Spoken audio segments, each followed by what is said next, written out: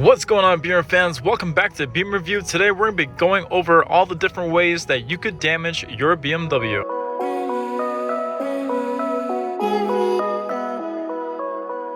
If this is your first time on this YouTube channel, Beamer Review, what we do here is teach you everything there is to know about BMWs. We go over all the different tips and tricks within BMW. So if you have a BMW and if you want to learn everything there is to know about it, subscribe to the channel because we put out content every single week. Before we get started, we did want to mention these really cool BMW Key Fob Covers. If you have a BMW Key Fob that looks like this, we do have links to these really cool BMW Key Fob Covers. They are links that go to Amazon, so you can be rest assured that you're going to be getting a great shipping experience. And definitely make sure you get yourself a pair of these key fob covers to protect your really expensive key fob. Without further ado, let's go ahead and get started with all the different ways that you could damage your BMW. So first off and foremost, I see this happen more often than it should. If you are someone who has a really shorter garage and if you have a BMW trunk that can open up that wide, you should be very careful. There are different settings that you could do to adjust your trunk height, so definitely make sure that you take care of that before you go into your garage. You won't believe the amount of times these trunks can hit the top of your garage or garage door. It happens more times than it should, so definitely take that into consideration. I have dealt with customers before that have just gotten a brand new BMW, and whenever they got into their garage, open up their trunk, it would just hit the top of the garage. So definitely make sure you adjust the right height. And to make sure that that doesn't happen to you, there is a setting within the vehicle that you could adjust to make sure that your trunk height doesn't go all the way up and hit the top of your garage. So the way that you would get there is just go into your settings, and then you can use your browse menu right up here and just type in tailgate or trunk, whichever one, and then you're gonna see it pop up right over here. Go into that. Once you go into that, you can see right up here that you can adjust the height for your trunk. Again, for BMWs, the standard is going to be all the way up, but you can reduce that down to 4, 3, 2, or 1, whichever one suits you the best. Definitely make sure before you go into your garage, make sure your tailgate is at the appropriate height. Next up is going to be BMW's self-drive feature. Now this could pertain to many other different brands as well, but if you are in a position where you are having the vehicle park itself, which I am doing right now just to show off a little bit, kind of scary, but I think I'll be okay. But yes, if you are using this feature for the vehicle to self-park itself, the only thing you have to watch out for is curbs. Now this system does do a really good job of making sure that it's not going to hit another car, and it does do a pretty decent job of detecting lines. But I will say in the owner's manual as well that this feature is prone to hitting curbs, so definitely watch out for that. I have tried this feature out before in some other vehicle, and the vehicle did run over the curb. This could also potentially scrape your rims as well, so definitely watch out for that one. Also, tiny little objects you may have to watch out for, such as street cones. Don't ask how I know. Definitely pay close attention whenever you're using the self-parking feature. Next up is going to be the PDC braking, or park distance control braking. Now all BMWs, especially the recent ones, have this really cool feature called PDC braking. So if you go into your settings, type in PDC, and then you're going to see active PDC emergency braking located right over here. If you go into that, by default this setting is off, but you do have to enable it.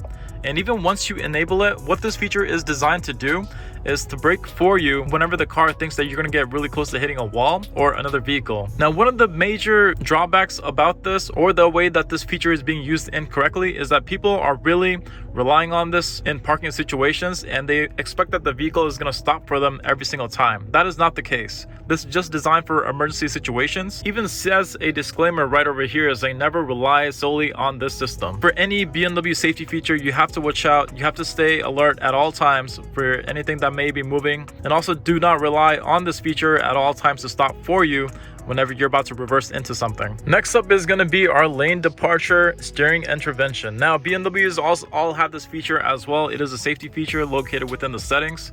If you go into your settings and then if you type in lane departure, you're going to see safety and warnings right over here. If you go into that, you're going to see all your vehicle safety settings located all along here. What lane departure warning is, and in combination with steering intervention, is that the vehicle will nudge your steering wheel if it thinks that you're going to be going outside the lane without using your turn signal. As soon as you were to go outside the lane, you're gonna get a nudge that looks like this. I'm pretty sure that every BMW owner knows about this. I will say that they made significant improvements to this feature, but the only thing you have to watch out for is in situations where lines may be uneven, or if there is construction going along the road and then you had to go outside the lane briefly, you always have to use your turn signal in order to prevent the steering wheel from nudging you back in. There are instances where even if somebody is grabbing their mail and you're gently just trying to go around them, the steering wheel could nudge you back into the lane and potentially hit whoever's trying to grab their mail as well. So definitely make sure you pay attention to that. You must use your turn signal, especially if you have the steering intervention on at all times. Personally speaking, I'm a true BMW driver and I do not use my turn signal all that much, so I usually keep this off. Yes!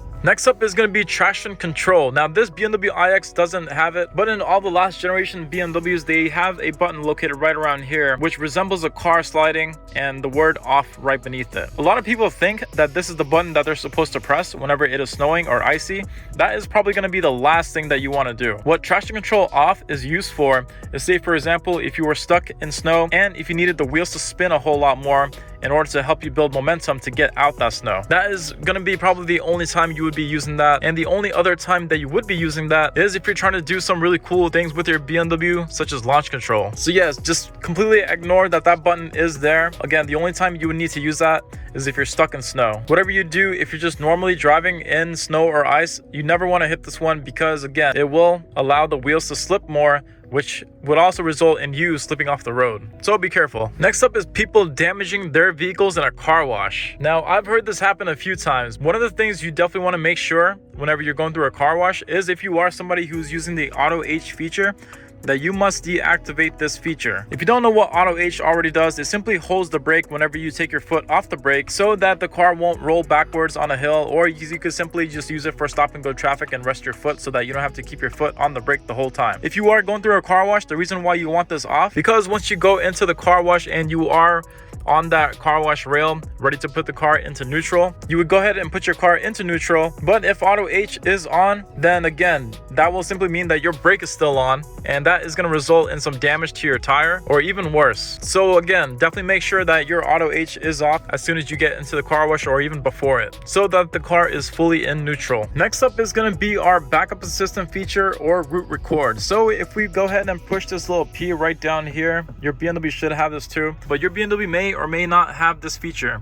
This feature comes with a parking assistance professional package, and what it is in regard to this feature that you see right here where it's called record new path. So what record new path is designed to do is, if you have a path that goes straight from your driveway straight into your garage, you can actually record that whole motion, and then the vehicle will remember your steps that you took to get into that driveway and even that garage. It can go into the garage, it can reverse itself and go into drive all by itself by just simply recording that whole motion. Now, the vast majority probably don't use this, but eventually as technology starts to grow, more and more will. The only thing you need to watch out for with record new path is if objects that were not there whenever you were recording are now there, the vehicle will not know that that object is there 100% of the time, and it could potentially run over that object or hit it. So definitely watch out for that. Also, I have heard that this feature is not 100% accurate as well. You definitely have to monitor the vehicle as it's doing its maneuvers all the time. It is not 100%. It could potentially hit the side of your garage. It has happened before, so definitely watch out for that. It is a brand new feature. It is not 100% yet, but I will say that 90% of the time it does work really well. The same applies to backup assistant as well, which is another feature that could pop up here. Backup assistant works pretty much the same way. And again, if an object was there along that path that wasn't there before, that is something that you may want to watch out for. Next up is going to be front collision brake intervention. BMWs have this safety feature called front collision mitigation or brake intervention. If you go into your safety settings, you're going to see it located right along the top right over here, which says forward collision mitigation. If you go into that, one thing you have to know and note is that it does say braking intervention located right here, but that doesn't mean that the vehicle is gonna fully stop for you. The only situation where it could fully stop and apply the brakes down to 0 miles per hour is if your BMW has this package called Parking Assistance Professional. When you get this package, you have the radar that is located right in the front, which can detect the distance between the car in front of you. But if your vehicle does not have that, all that brake intervention simply means is that the vehicle will apply the brakes a little bit, prepping the brakes for a emergency stop. So you yourself still have to fully stop the vehicle. So keep that in mind. All BMWs have braking intervention, but only the ones with driving assistance professional will be the ones that can fully stop themselves. The next one is gonna have to do with software updates. Now, the next time you're doing your software update for your BMW, whenever you are doing it, you're gonna get this option that looks like this, where you can go ahead and start it, but it says that you're not supposed to bother or activate your car within the next 20 minutes. The strictness for that is very, very high. Do not ever touch your car for that 20 minutes or even up to a half hour, because there is a tremendous amount of stress going into your software update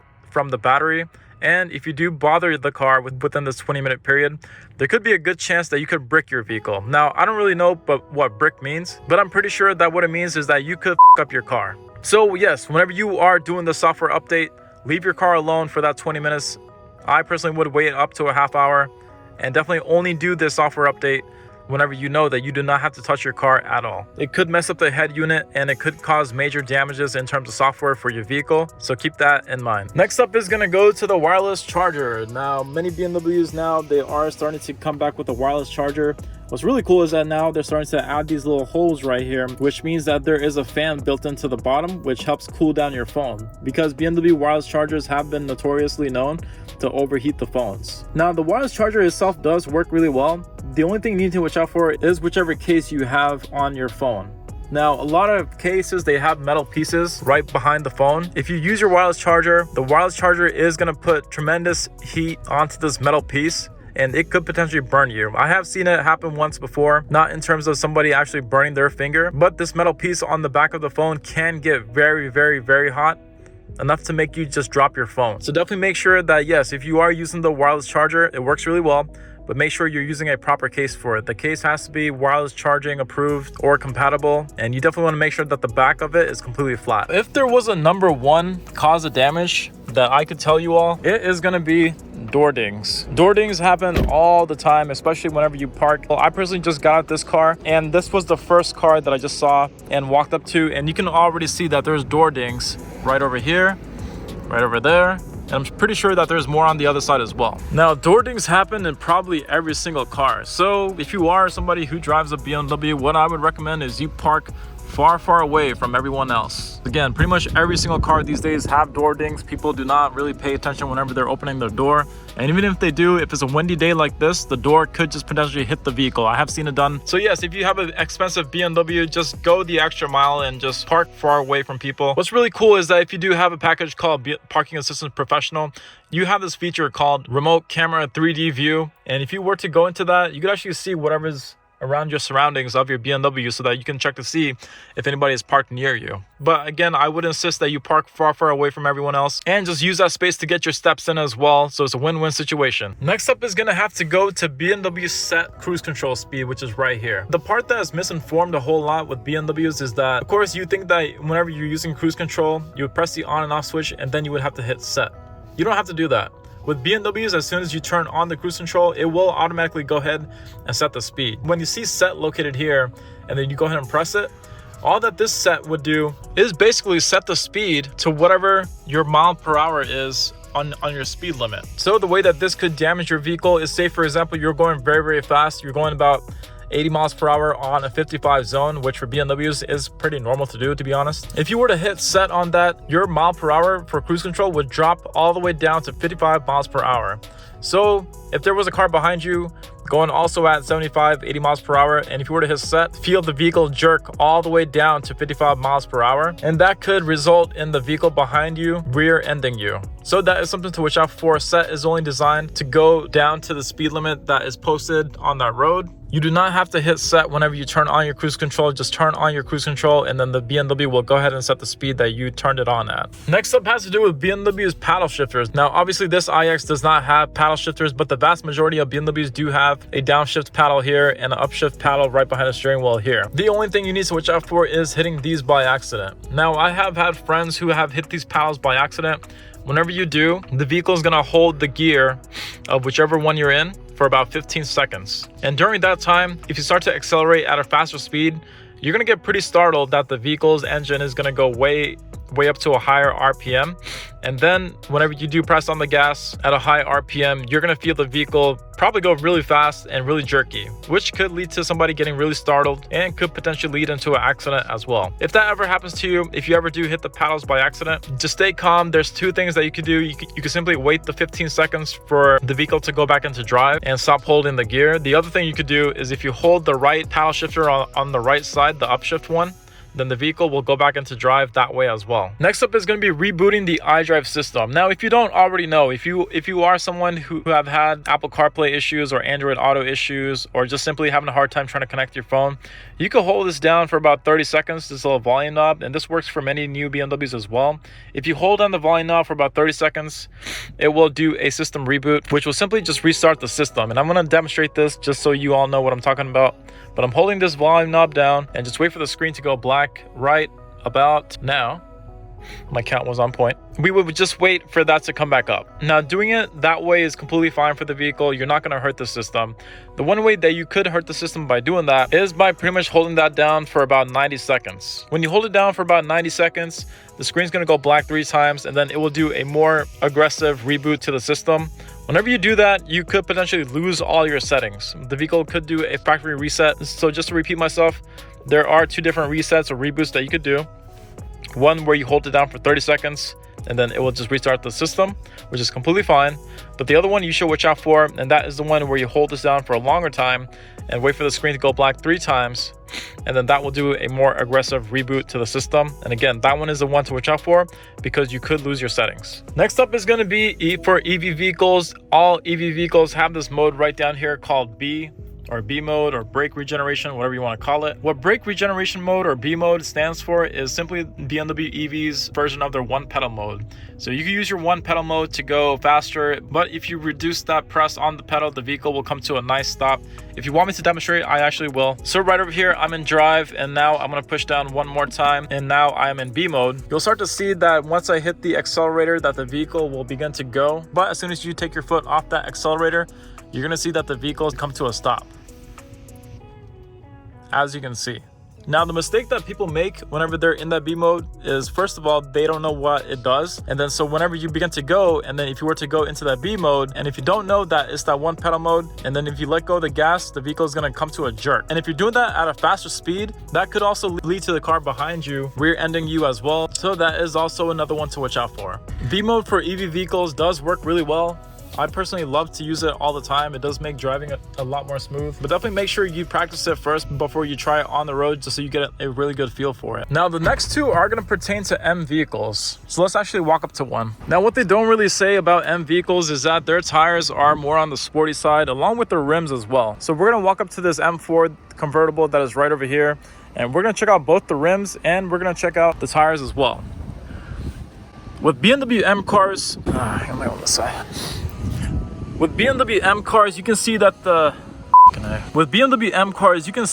tires all come with summer tires. So as you can see that there's no real major tread for rain or snow located on the thread of the tire. So these are obviously summer tires, which are not designed to be driven in the snow at all. If you drive on summer tires in the snow, especially with a high horsepower car like a M car, you're definitely going to slip off the road and you're probably gonna die. So the only reason I'm saying that is you have to make sure that you do not drive on summer tires. Make sure you get yourself a winter set so that you can stay safe.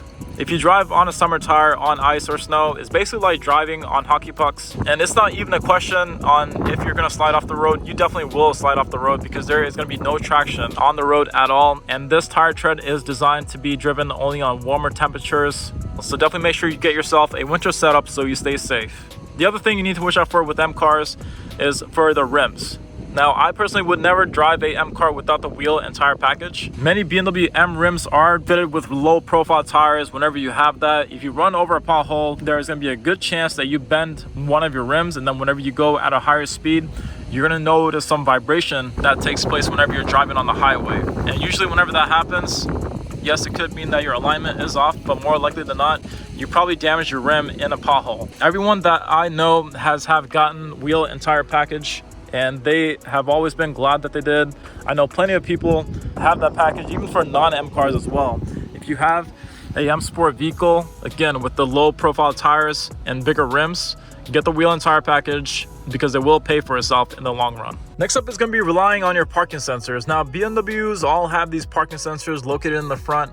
Some even have your driver's assistant professional sensors, which is also located in the front. Now, the thing you need to watch out for with these sensors is whenever it is snowing. If it's snowing, there is going to be a good chance that the snow is going to be on these sensors and it could block your sensors. A lot of the times the vehicle will let you know whenever the sensors are not capable of working because of the snow that could have been built up along that sensor. But a lot of times you shouldn't wait for the vehicle to let you know that. If the weather is snowy or icy, just watch out. Do not rely on the sensors as much because they could be blocked with snow or ice, and that also pertains to the safety features such as frontal collision. If the sensor is blocked for that, that should also serve as a good reason to make sure you definitely do not use your phone and stay more attentive to the road during those harsh weather conditions. Next up is going to be on the blind spot sensors, which we have right over here. So with the blind spot sensors, they do work pretty well. But the thing to keep in mind is that these blind spot detectors are speed adaptive. So let's just say, for example, if the sensor knows that the vehicle in your blind spot is going at a really fast pace, the sensor will be more likely to detect that, and then that sensor will glow yellow. But if the vehicle is going at a slower speed, you may not know that the vehicle is right behind your blind spot, where the sensor thinks that it's going at a too much of a slower speed, which could not be a threat. So keep that in mind, that the blind spot sensor is based on how fast the vehicle in your blind spot is going. It will only activate if it thinks that it is a potential threat. But again, that is also a feature that you shouldn't rely on in heavy traffic conditions. Remote engine start. So with remote engine start, this one is kind of common sense, but we all know that common sense these days are not that common. If you have a vehicle that has remote engine start, it is a great feature to use, especially during the winter time like we're about to go into right now. But keep in mind that if you have a garage, do not use your remote engine start with the garage door closed. The fumes that vehicles emit whenever they are on is very toxic, and you should only have a car on if there's proper ventilation going through your garage, such as the garage door simply just being open. So yes, just make sure that whenever you are using remote engine start inside your garage, just make sure that your garage door is open. Things like that should be common sense, but you never know. Next one's a simple one, and I've mentioned this in many of my videos, but it pertains to the fuel cap. So if you have a gas-powered BMW, obviously you're going to have a fuel cap that looks like this. There is a holder that you can use to put your fuel cap into. Do not let this hang because it could scratch your paint. So yes, whenever you are filling up your gas, just make sure you put your fuel cap into this fuel cap holder.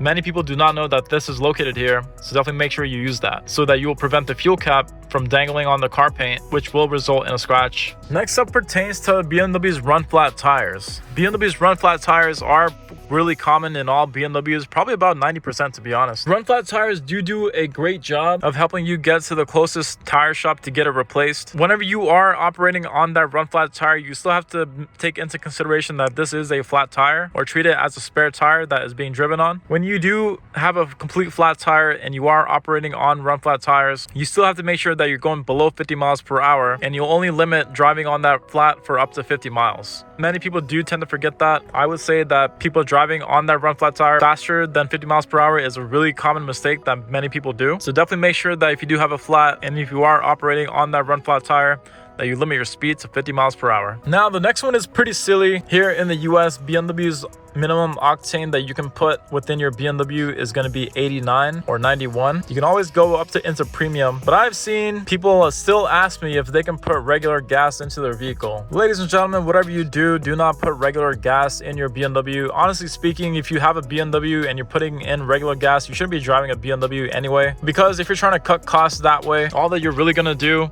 is just harm the engine in the long run. It is not good for the engine, and it's highly recommended that you do not do that. I do not understand why there is a misconception that people think that they can buy a $80,000 car and put regular gas into it. It will result in carbon buildup and harm the engine, so definitely do not put regular gas in your BMW. Next up is going to go back again to our M vehicles. So with our M vehicles, you have to take the time to make sure you let your engine break in. There is a break-in period that the car will let you know, where you cannot rev the engine or over rev the engine past 4,500 RPMs for about 300 miles so that the engine can properly break in. And this pertains mainly to BMW M cars. But personally speaking, for my BMW, if I had a brand new one, I would not drive it hard for the first 1,200 miles. Keeping it at or below 4,500 RPMs is going to do really well for the engine in the long run. But I personally would advise that if your BMW is less than 1,200 miles, just hold off on flooring the vehicle. Just wait till you get past that 1,200 mile mark, and then you can go ahead and have fun with it. Again, this is very important if you have a really fast BMW such as the M340 or even an M3. Next up is going to be paint damage. Now, personally speaking, I have made this mistake in the past, but if there are bird droppings on your car or even tree sap that has been sitting on your car for over a week, there could be a good chance that that could result in paint damage. If you do have tree sap all over your car or even bird droppings all over your car, definitely make sure you get that cleaned up within the week. If you let it sit for too long, it is going to damage the paint. So make sure you are regularly cleaning your BMW. Next one is a pretty obvious one. If your BMW is cold, or any vehicle